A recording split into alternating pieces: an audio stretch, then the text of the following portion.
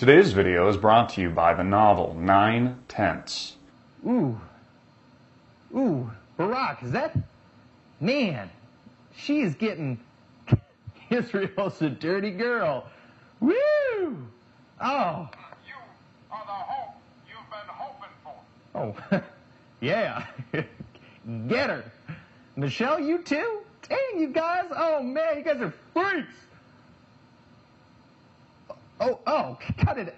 Oh, cut it out. I am Barack Obama, and I'm sending you some hope. Hope be hope. Oh, man, I am going to show everyone this. Woo! That's nasty. Oh, man. Now say it with me. Yeah, you can. Woo! Oh, man, I might have to get into this. Check it out.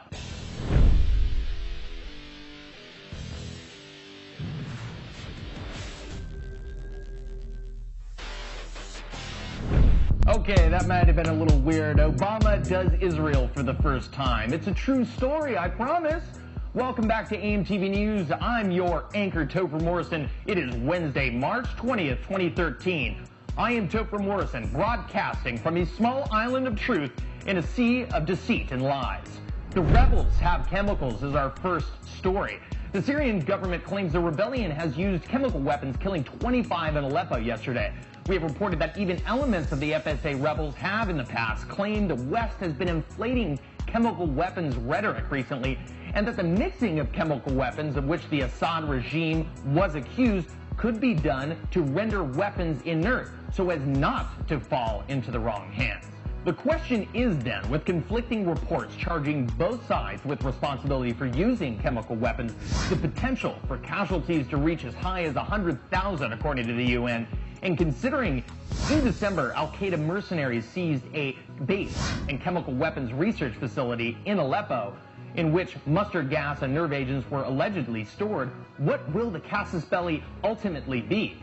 NATO is preparing for intervention, and according to Admiral James G. Stavridis, the U.S. is prepared, if called upon, to be engaged. Obama's visit to Jerusalem will undoubtedly solve nothing with regard to the Israeli-Palestinian peace process, but it will provide ample opportunity to draw up war plans on the 10th year anniversary of the Iraqi invasion. This time, though we know there are WMDs in Syria, who has them might not matter this time around. In law and government news, repeal the 17th Amendment. It was a little op-ed piece at the National Review. State legislatures used to elect their senators and the people, by popular vote, their congressmen. The 17th Amendment was passed in 1913. It provided for the popular election of senators as well, and as many argue, effectively cut the states out of the federal system. While many understand the United States to be a democracy, others, including myself, would remind them that America is in fact, or at least was intended to be, a constitutional republic of which the appointment of senators by the state legislatures is an integral part, especially if you are concerned with federalism or checks and balances to the concentration of centralized power, especially the ones we're seeing right now. In finance and economic news, $730 million settlement signed by Citigroup. Citigroup has agreed to pay $730 million to settle a class action lawsuit that claim investors were misled by the bank's disclosures when they purchased its debt and preferred stock, reports the Associated Press. I guess my first question is, with record high stock markets, zero accountability, in other words, no death sentence for these people, aka corporations, when will the $1 billion settlement come? What about the $10 billion settlement? How high can we go before enough is enough?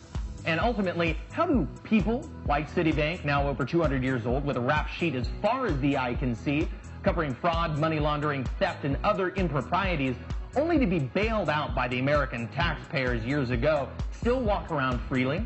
In military news, the 100-year loan for war. It's been 10 years since the launch of Operation Iraqi Freedom, but Americans will be paying the potential tab of $6 trillion for the next 100 years. Life under Saddam Hussein was undoubtedly dictatorial, but when compared to the chaos of the last decade and the fact that 56 died yesterday due to another bombing in a country which experienced nothing of the sort under the Ba'athist regime, how does one measure success in lives? In dollars? In open markets? It's worth a question. In tech news, the Pentagon is to deploy cyber teams across the country. The Pentagon has announced 100 teams will be ready to defend critical national security infrastructure by 2015.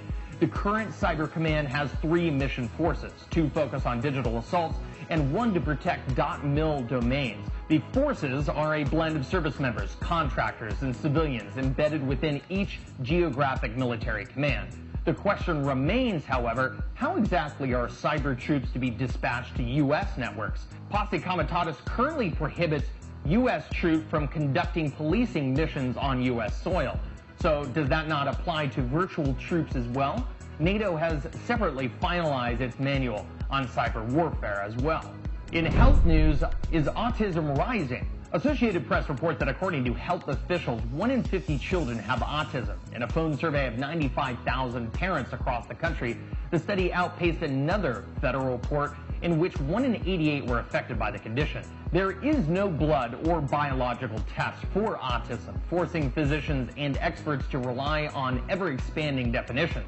And understandably, an ever-expanding opinion base as to how and why the condition arises in the first place. Recent studies have suggested that the culprit may be the mother's overactive immune system during critical stages of development. But what is clear is doctors are diagnosing the disorder more than ever before. At what point a rare syndrome becomes commonplace and/or an epidemic is, I guess, the real question. Capturing every corner of the alternative media, watch AMTV News Monday through Friday. Follow me on Twitter at AMTV News and like us on Facebook at Greenwave TV. Find my source material and more videos like these at amtvmedia.com and greenwave.com. Both are part of the AMTV network. You're watching AMTV, the voice of independence.